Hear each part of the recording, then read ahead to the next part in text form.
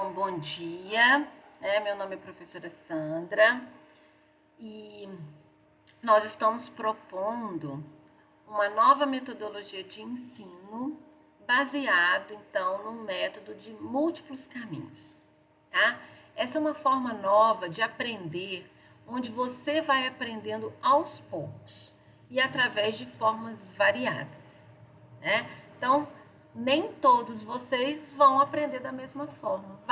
Os caminhos são vários, né? Nós vamos apresentar, então, diferentes formas e aí, né, uma vez que você não se encaixar, né, não entender um conteúdo que a gente escolheu apresentar de uma forma, né, essa trilha, como a gente chama, vai apresentar outras alternativas para vocês aprenderem este conteúdo.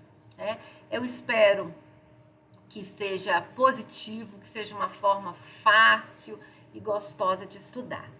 Então, vamos começar então o estudo, né, da avaliação antropométrica. A avaliação antropométrica, como o próprio nome diz, antro, corpo, e métrica, medida, é a avaliação que nós fazemos toda vez que nós medimos algo no corpo, tá? Geralmente, essa avaliação antropométrica, ela vem, né, num atendimento normal, obviamente que cada profissional tem uma maneira de se portar, né? Mas, geralmente, nós começamos um atendimento com uma anamnese, né? Onde nessa anamnese a gente vai tentar conhecer aquele meu paciente, vai conhecer tudo que pode estar interferindo no estado nutricional desse paciente.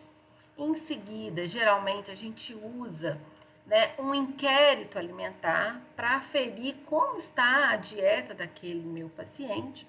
E logo em seguida, então, fazemos a avaliação antropométrica, que é o que a gente vai começar hoje. Bem, a antropometria ou avaliação antropométrica, que é a mesma coisa, devido a algumas de suas características, quais são elas? O fato dela ser bem fácil de se realizar. São métodos simples, são métodos não invasivos, ou seja, eu não preciso furar a pessoa, não preciso ter coleta de sangue, nenhum método que vá invadir o corpo da pessoa. E pelo fato de que, em relação aos demais métodos, os seus instrumentos são considerados de baixo custo, ele é um dos métodos mais utilizados na prática clínica. Então, são métodos que vocês devem dominar, porque são métodos que vocês vão usar no dia a dia da prática. Bem, por meio desses indicadores antropométricos, o que eu posso fazer? Eu posso estar acompanhando o processo de crescimento e desenvolvimento de acordo com a faixa etária ou o sexo. Então, né, numa criança, num adolescente, eu posso acompanhar esse processo e ver se ele está dentro dos padrões já estudados. Eu posso avaliar a massa corporal total, ou seja, eu vou avaliar o peso da pessoa, tá? Eu posso avaliar a distribuição de gordura, em que região do corpo o meu paciente apresenta maior distribuição de gordura e a composição, né, do corpo desse meu paciente. Apesar da composição corporal ser um outro método, né, eu consigo, através de métodos antropométricos, ter uma estimativa da composição corporal, tá? E eu consigo também identificar indivíduos que tenham, né, problemas de saúde ou de saúde ou nutricionais, ou seja, que estejam em risco nutricional.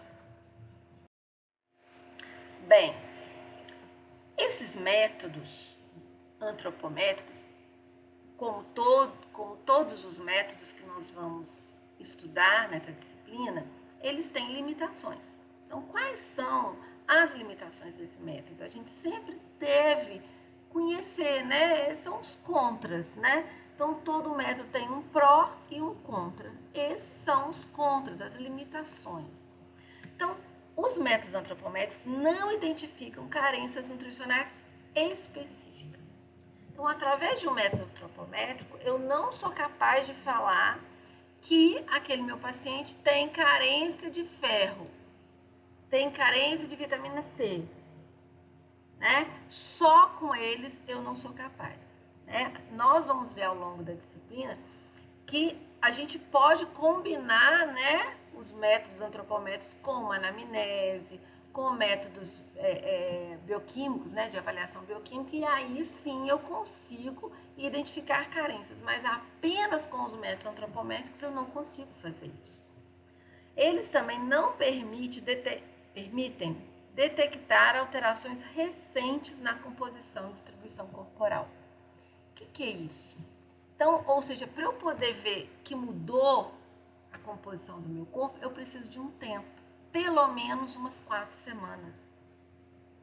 Então, se eu avaliar uma pessoa e aí uma semana depois eu avaliar de novo, eu vou ver muito pouca diferença, né? Para eu conseguir detectar alterações, eu preciso de um pouquinho mais de tempo, normalmente 4 semanas. Então, alterações recentes, esses meus métodos não conseguem me mostrar, né? Métodos antropométricos.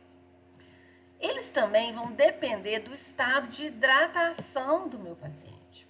Então, se o meu paciente ele estiver com edema, ou ascite, ou anasarca, ou então ele tem alguma organomegalia, ou seja, um crescimento de organelas do nosso corpo, de órgãos, perdão, do nosso corpo, crescimento exagerado, tudo isso ele vai ser capaz de mascarar perda de peso, né, ou perda de tecido gorduroso ou perda de músculo. Então, às vezes, né, por exemplo, eu peso uma pessoa, aí eu olho, o peso dele está normal para a idade. Mas se eu não me atentar a olhar se ele está, né, com estado de hidratação adequado, ou seja, se eu não olhar, por exemplo, que ele tem algum edema, pode ser que eu estou contabilizando o peso do edema como peso. Então, isso é importante, né? Isso é uma limitação.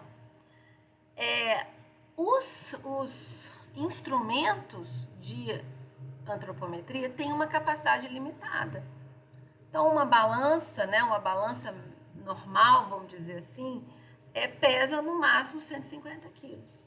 Se o meu paciente pesa mais do que isso, as balanças que eu compro normalmente não vão ser capazes de aferir o peso desse paciente. Então, eu tenho que comprar balanças específicas. Então, tem esse problema, né, de capacidade limitada. Também há uma escassez dos padrões de referência utilizados, né? A maioria dos padrões de referência que nós utilizamos hoje são utilizados, né, padrões ou americanos ou europeus. Nós não temos padrões para a população brasileira, então fica difícil a comparação. E a gente tem, como todos os métodos, mas principalmente nos métodos antropométricos, nós precisamos de profissionais treinados. O fato de você não ser treinado faz com que os valores obtidos possam não estar tão próximos da realidade. Então, você tem que treinar para se tornar um bom avaliador, tá? Então, nós vamos encerrar essa primeira parte do nosso estudo.